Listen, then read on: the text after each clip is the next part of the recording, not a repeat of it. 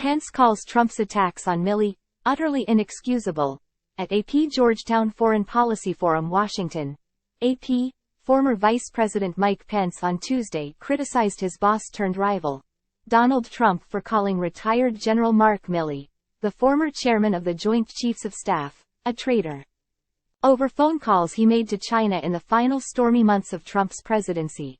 Frankly, what Donald Trump said about him in that tweet, about treason and death, was utterly inexcusable, Pence said at a national security and foreign policy forum at Washington's Georgetown University.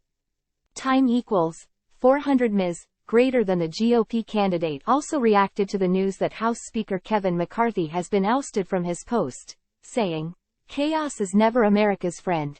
The appearance was the first in a series of conversations with 2024 Republican presidential candidates on the topic, co-hosted by the Associated Press and Georgetown's Institute of Politics and Public Service. Trump, in a recent social media post, lashed out at Milley over the calls, saying Milley committed an act so egregious that, in times gone by, the punishment would have been death. A war between China and the United States could have been the result of this treasonous act. Time equals 400 Ms. greater than Milley has defended those calls as routine and perfectly within the duties and responsibilities of his job. Still, Pence declined to respond to Milley, saying in his retirement speech that, "We don't take an oath to a wannabe dictator."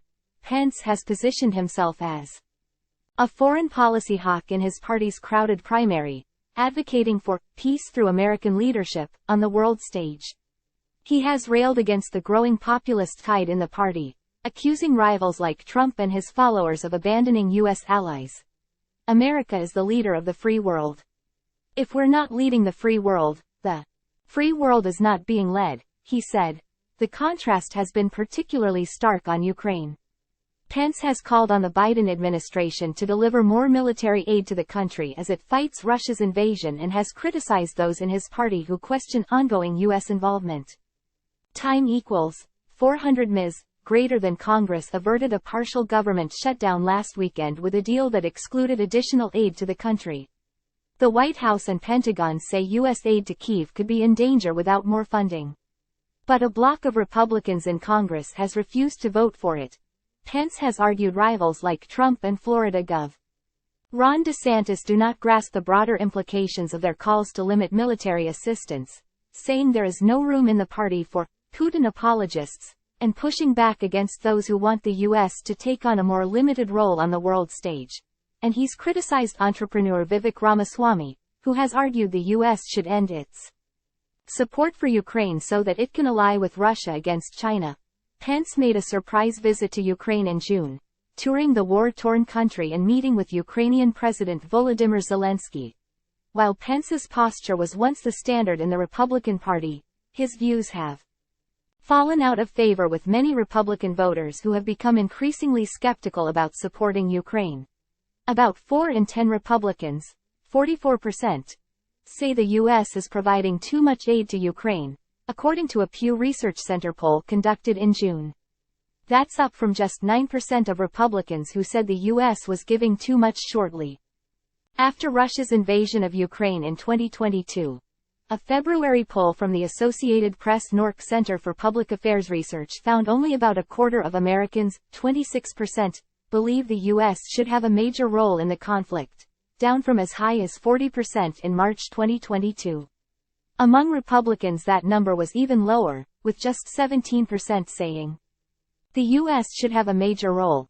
Pence has also cast China as a major threat. In a speech at the Hudson Institute last month, he called the country the greatest strategic and economic threat to the United States of America in the 21st century, and said it was at risk of becoming an evil empire. Time equals 400 Ms. greater than. In response, he has said the U.S. should work to bolster Taiwan's defense capabilities to stave off any threat. He also wants to ban China from purchasing new U.S. farmland and has called to move high-tech manufacturing out of the country. More broadly, Pence has called to increase military spending by at least $1.2 trillion. And called for new investments in naval shipbuilding. A staunch social conservative, he has also said he would end woke military programs, At the Department of Defense. Pence's appearance comes as he has been struggling to build momentum in a GOP primary dominated by his former boss. 3 months ahead of Iowa's kickoff caucuses, Pence continues to poll in single digits and was positioned at the far right side of the stage at the last GOP debate.